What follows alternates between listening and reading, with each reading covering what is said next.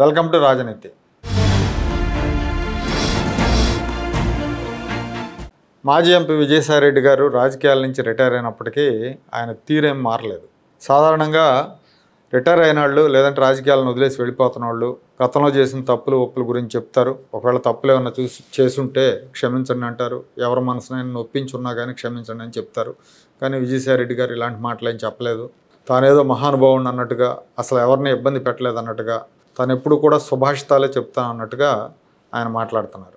యాక్చువల్గా రాజకీయాల్లో విలువల గురించి విజయసాయిరెడ్డి లాంటి వాళ్ళకి మాట్లాడే అర్హత కూడా లేదు.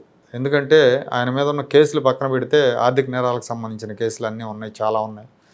వాటిని లెక్క పెట్టాలంటే కూడా టైం పడుతుంది. అది పక్కన పెడితే ఆయన వాడే భాష, ఆయన ప్రవర్తన, ఆయన చర్యలు ఇవన్నీ కూడా సభ్య సమాజం చేత్కరించుకునే విధంగా ఉన్నాయి. గతంలో ఆయన పెట్టిన ట్వీట్లు చంద్రబాబు నాయుడు గారి మీద పెట్టారు, లోకేష్ గారి మీద పెట్టాడు, పవన్ కళ్యాణ్ గారి మీద పెట్టాడు, పురంధేశ్వర్ గారి మీద పెట్టాడు. చాలా దారుణమైన అసభ్యకరమైన ట్వీట్లన్నీ పెట్టాడు. ఆ ట్వీట్లు చూసిన వాళ్ళు ఎవరో కూడా విజయసాయిరెడ్డి ముఖం చూడటానికి కూడా ఇష్టపడరు. ఉపరాష్ట్రపతిగా వెంకయ్యనాయుడు గారు ఉన్నప్పుడు సభలో వెంకయ్యనాయుడు గారి మీద కూడా ఆరోపణలు చేశారండి. అంటే ఆయన ఏదో చంద్రబాబు వైపు పక్షపాతం చూపిస్తాడు, ఇండైరెక్ట్గా క్యాష్తో కొట్టాలని చూశాడు. చాలా తీవ్రమైన విమర్శలు వచ్చినాయి అప్పుడు. అక్కడ వెంకయ్యనాయుడు గారిని విపక్ష నేతలు సైతం వాళ్ళు చాలామంది లైక్ చేస్తారు, అభినందించారు.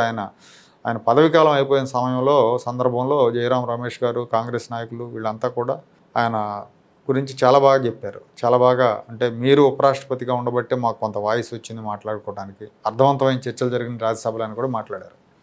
అలాంటి వ్యక్తి మీద కూడా ఇతను తన అదేదో సహజ నైజం పోదు కదా అట్లాగే మాట్లాడాడు. పైగా ఇప్పుడు రిటైర్ అవుతున్న సందర్భానైనా నేను గతంలో ఇలాంటి మాటలు మాట్లాడాను, తప్పుడు మాటలు మాట్లాడాను, తప్పుడు ట్వీట్లు పెట్టాను, ఎవరినైనా నొప్పించుంటే క్షమించండి అని కూడా మాట వరుస కానలేదు ఇతను. రాజ్యసభకు రిజైన్ చేసిన తర్వాత ఈయన ప్రెస్ మీట్ పెట్టాడు. ఆ ప్రెస్ మీట్లో చాలా హాస్యాస్పదమైన మాటలు మాట్లాడాడు. ఏంటంటే ఆయన ఎప్పుడూ అబద్ధాలు చెప్పలేదంట, అబద్ధాలు చెప్పలేకనే రాజకీయాల నుంచి మానేస్తున్నాడంట, అబద్ధాలు చెప్పకుండా రాజకీయం చేయలేని పరిస్థితి ఈ రోజున ఉందంట. పైగా నేను వెంకటేశ్వర స్వామి భక్తుడిని, ఏనాడు కూడా అబద్ధం చెప్పలేదని స్వామివారిని కూడా వాడేశాడు. అసలు ఏ రోజు అబద్ధం చెప్పలేదనేదే ఒక పెద్ద అబద్ధం. ఇతను నోరు తెరిస్తే అబద్ధాలే చెప్తాడు. దానికి ఉదాహరణలు ఉన్నాయి. అసలు ఆ వెంకటేశ్వర స్వామి మీదే పదే పదే ఒక పెద్ద అబద్ధం చెప్పాడండి. ఎంత ద్రోహి చూడండి. వెంకటేశ్వర స్వామి గారికి పింక్ డైమండ్, ఆ పింక్ డైమండ్ అనేదే లేదు, ఆ లేని పింక్ డైమండ్ అది చంద్రబాబు నాయుడు గారు కొట్టేశారని, ఆయన బెడ్రూమ్లో నేలమాళిగలో పెట్టేశారని ఇతను ప్రచారం చేశాడండి. ఇతను నేను అబద్ధం చెప్పలేదని నిస్సిగ్గుగా ప్రకటిస్తున్నాడు. ఆ పింక్ డైమండ్ గురించి ఆ బోరుగడ్డ అనిలని మన అరెస్ట్ అయ్యి జైల్లో ఉన్నాడు. అతనికి ఏమాత్రం సంబంధం లేదు హిందూ మతానికి, అతను క్రిస్టియన్ అనుకుంటా. అతను రమణ దీక్షితులు, అప్పట్లో రమణ దీక్షితులు వీళ్ళ వెనకాల తిరుగుతూ ఉండేవాడు.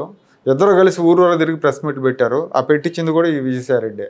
వివేకానంద రెడ్డి గారిది హత్య కాదు, గుండెపోటుతో చనిపోయాడని మీడియాకి చెప్పింది ఈ విజయసాయిరెడ్డి. ఇది అబద్ధం కాదా? చంద్రబాబు నాయుడు గారు 2018లో 34 మంది కమ్మ సిఐలకి, తన సామాజిక వర్గానికి చెందిన సిఐలకి డిఎస్పీలుగా ప్రమోషన్లు ఇచ్చారని చెప్పి ఢిల్లీలో ప్రెస్ మీట్లో చెప్పాడు ఈ విజయసాయిరెడ్డి. ఇది అబద్ధం. ఇది ఒక దారుణమైన అబద్ధం. తన కూతురు తన అల్లుడు చేసే వ్యాపారాలతో తనకు సంబంధం లేదు, తనకు అసలు తెలియదని చెప్తాడు. ఇది అబద్ధమే. ఎందుకంటే విశాఖపట్నం సమీపంలో బీచ్ సమీపంలో వీళ్ళు ఒక నిర్మాణం చేశారండి, సిఆర్జెడ్ నిబంధనలు ఉల్లంఘించి, విజయసాయిరెడ్డి కూతురు అల్లుడు. దాన్ని అధికారులు చూస్తూ వదిలేశారు. కారణం ఏంటి? సామాన్యులను అయితే వదిలేస్తారా? అరెస్ట్ చేసి కేసులు పెడతారు, దాన్ని ధ్వంసం చేస్తారు. ఈ విజయసాయిరెడ్డి ఒత్తిడి కారణంగానే వదిలేశారు. తర్వాత ఇప్పుడు కోర్టు అక్షంతలు వేసాక దాన్ని కూలగొట్టారు. నాకేం సంబంధం లేదంటాడు. విజయసాయిరెడ్డి చెప్పిన అబద్ధాల్లో మచ్చుకు ఇవి కొన్ని మాత్రమే, ఇంకా చాలా ఉన్నాయి.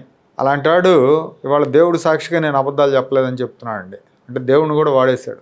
ఇన్ని ఘోరమైన అబద్ధాలు చెప్పి, ఘోరమైన అబద్ధాలు ప్రచారం చేసి ఇవాళ అబద్ధాలు చెప్పలేక నేను రాజకీయాల నుంచి మానుకుంటున్నా అంటే నమ్మటానికి జనం చెవుల్లో పూలు పెట్టుకొని లేరు విజయసాయిరెడ్డి గారు. ఇంకొక అభ్యంతరకరమైన విషయం ఏంటంటే ఇతను అహం ఏమాత్రం తగ్గలేదంటానికి ఈ విలేకరులని ఎదురుదాడి చేస్తాడు. విలేకరుల మీద ఇబ్బందికరమైన ప్రశ్నలు ఎవరిని అడిగితే నీ పేరేం పేరు, నీదే పేపరు, మీ ఇంటి పేరేంటి, ఈ టైప్లో అడుగుతాడు. అంటే వాళ్ళని కూడా బెదిరింపు, బ్లాక్మెయిల్ చేసే ధోరణి అనమాట.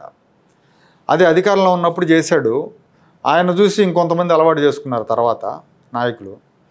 కానీ అన్నీ విరమించుకున్న తర్వాత కూడా ఆ గీర పోలేదండి.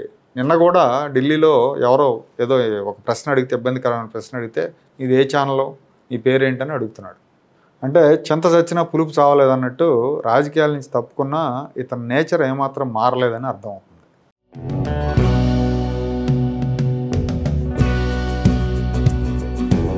Like, share and subscribe to Rajaniti channel.